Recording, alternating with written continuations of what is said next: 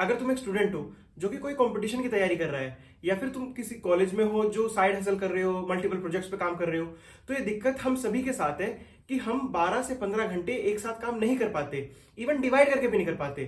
तो मैं इस वीडियो में तुम्हें 3 तरीके बताऊंगा और साथ में एक फ्रेमवर्क भी शेयर करूंगा, जिसको यूज करके तुम अपनी इस प्रॉब्लम को सॉल्व कर सकते हो और 12 से 15 घंटे आराम से पढ़ाई कर सकते हो, आराम से काम कर सकते हो।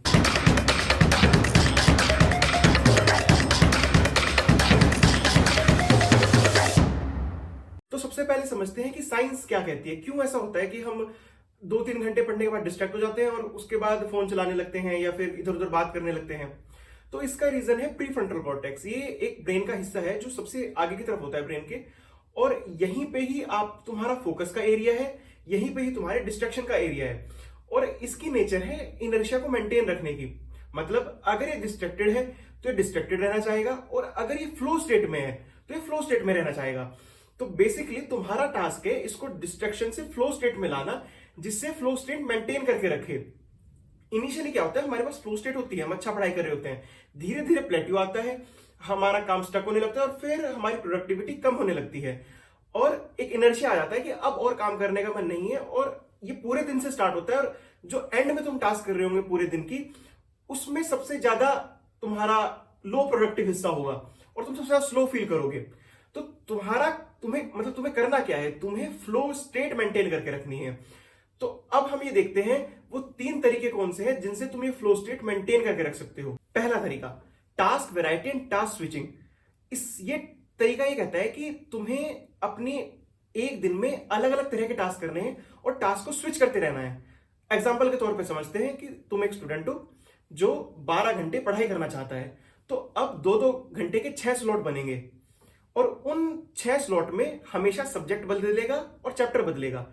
मान लो फिजिक्स केमिस्ट्री मैथ है, तो अलग अलग चैप्टर होंगे और अलग अलग वैरायटी होगी। वो चैप्टर आपस में कोरिलेट नहीं करने चाहिए, मतलब वैरायटी बनी रहनी चाहिए, ठीक है। या फिर अगर तुम मल्टीपल प्रोजेक्ट्स पे काम कर रहे हो, तो मैं अपना एग्जांपल दूंगा। जैसे मैं क्या करता हूं, आज मैंने क्या किया, आज मेरे पास 12 घंटे थे, तो मैंने अपने दिन को कैसे डिवाइड किया। सबसे पहले मैं क्लास गया, 1-2-1.5 घंटे की क्लास थी, वहां पढ़ाई की। उसके बाद वहां से आने के बाद अब मैंने 2 घंटा दिया है कि मैं ये वीडियो जो भी शूट कर रहा हूं ये शूट करूंगा। उसके बाद अगले 2 घंटे में मैं नोट्स बनाऊंगा। जैसे आज डायबिटीज मुझे पढ़ना है तो मैं डायबिटीज के नोट्स बनाऊंगा। उसके अगले 2 घंटे में जो इनमें से कोई एक बुक रखी है वो पढ़ लूंगा।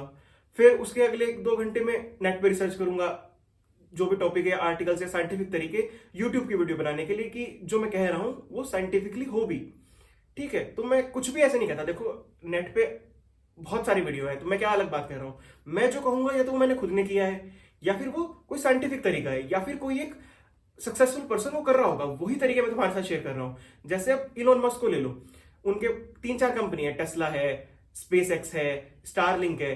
तो अब ऐसा थोड़ी ना है कि वो पूरे के पूरे दिन ही टेस्ला में लगे पड़े हैं, स्पेस एक्स में लगे पड़े हैं। उनका अगर तुम स्केड्यूल देखोगे, अभी नेट पे लीक हुआ था, तो वो बंदा एक ही दिन में सब कुछ वैरायटी कर रहा है, बार बार कुछ टेस्ला को देखा, कुछ स्टारलिंक्स को देखा। और सबसे ज्यादा प्रोडक्टिविटी की बात अगर किसी 10 साल में किसी ने की है तो वो इलोन मस्क ने ही की है, ठीक है। तो जब वो कर सकता है तो तुम क्यों नहीं कर सकते, या मैं क्यों नहीं कर सकता। तो मैं जो तुम्हें बता रहा हूं वो तरीके मैं भी इस्तेमाल कर रहा हूं, एक सक्सेसफुल पर्सन भी इस्तेमाल कर रहा है, वो साइंस भी प्रूव कर रही है। देखते हैं दूसरा तरीका, वो है माइक्रो रिवॉर्ड्स। बेसिकली हमारे ब्रेन को चाहिए डोपामिन। उसको किसी चीज से मतलब नहीं है, उसको चाहिए कुछ भी करो, चाहे खेलो कूदो, पढ़ाई करो, मूवी देखो, हर चीज में डोपामिन रिलीज होता है। जिसमें जितना ज्यादा डोपामिन रिलीज होता है, तुम्हें वो काम करना उतना ही अच्छा लगता है। अगर तुम्हारा मूवी देखने में ज्यादा हो रहा है, तुम्हें मूवी देखनी ज्यादा पसंद होगी। तुम्हारा अगर खेलने में डोपामिन ज्यादा रिलीज होता है, तुम्हें खेलना ज्यादा पसंद होगा। तो हमें क्या करना है, डोपामिन रिलीज कराना है हर अपने एक टास्क के बाद, जिससे हमारा इन सब कामों में मन लगा रहे। तो जब भी तुमने 2 घंटे की टास्क कंप्लीट करी, तुम क्या कर सकते हो, कोई यूट्यूब पे मोटिवेशनल वीडियो देख सकते हो, या कोई भी अच्छी वीडियो देख सकते हो जो तुम्हें सिखाए। स्टार्टअप की देख सकते हो, प्रोडक्टिविटी की देख सकते हो, मोटिवेशन की देख सकते हो, कोई भी वीडियो। ये एक हो गया। दूसरा तरीका हो गया, तुमने कोई कॉफी ब्रेक ले लिया। तो ये माइक्रो रिवॉर्ड्स है, जिससे तुम्हें मोटिवेशन मिलेगा, डोपामिन हिट होगा कि तुम अगला काम के लिए रेडी हो सको। हाँ, ये नहीं करना है कि 2 घंटे तुमने पढ़ाई की, फोन चलाने लगे, इसका कोई मतलब नहीं है। ये जो डोपामिन है ये एडिक्शन वाला है, ये तुम्हें प्रोडक्टिव नहीं लाएगा, ये तुम्हारे दिमाग को थका देगा। तो फोन अवॉइड करना है और कॉफी पीनी है, या फिर मोटिवेशनल वीडियो, ये सब कुछ देखना है। अब बात करते हैं तीसरे तरीके के बारे में। तीसरा तरीका कहता है कि एक्टिव ब्रेक लेना है तुम्हें, पहले ये समझो एक्टिव ब्रेक और पैसिव ब्रेक में फर्क क्या होता है। एक्टिव ब्रेक का बेसिक सा साइंस का कॉन्सेप्ट है कि तुम्हें अपने ब्रेन में ब्लड फ्लो बढ़ाना है, जिससे तुम ज्यादा एक्टिव रह सको, ज्यादा प्रोडक्टिव रह सको, ज्यादा अच्छा सोच सको। ठीक है, वहीं पैसिव ब्रेक क्या करता है, तुम्हारे ब्रेन को थकाता है और डोपामिन हिट देता है, जो कि गलत है।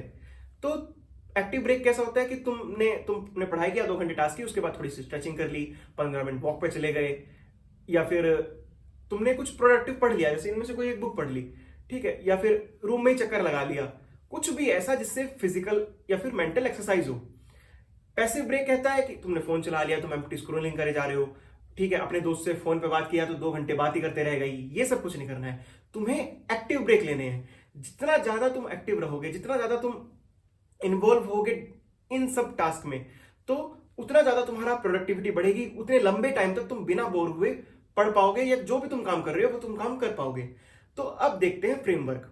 फ्रेमवर्क में तुम्हें क्या करना है कि जो ये 3 चीजें मैंने बताई, पहला टास्क वैरायटी, दूसरा माइक्रो रिवॉर्ड्स, तीसरा एक्टिव ब्रेक्स। इन तीनों की एक स्लिप बनाओ और इसको चिपका दो अपनी वॉल पे। ठीक है, मैं हर वीडियो में करता हूं और यही एक फ्रेमवर्क तैयार होता है। देखो, जो जितना तुम सक्सेसफुल होगे ये डिपेंड करेगा तुम्हारी आदतें कैसी हैं। आदतें बनती है सबकॉन्शियस ट्रेनिंग से। तो जो फ्रेमवर्क होगा ना, वो तुम्हें ट्रेन करेगा कि तुम्हारे लिए यही न्यू नॉर्मल हो जाए, तुम इसके लिए अलग से मेहनत ना करनी पड़े। उसका तरीका यही है कि इसको चिट बना के चिपका दो और आते जाते पढ़ते रहो, धीरे धीरे धीरे धीरे, तुम्हें पता भी नहीं चलेगा कि कैसे तुम प्रोडक्टिव हो गए और ये तुम्हारी नॉर्मल हैबिट का पार्ट हो गया। तुम्हें कौन सा तरीका सबसे अच्छा लगा, तुम कमेंट सेक्शन में बताओ। मिलते हैं अगली वीडियो में।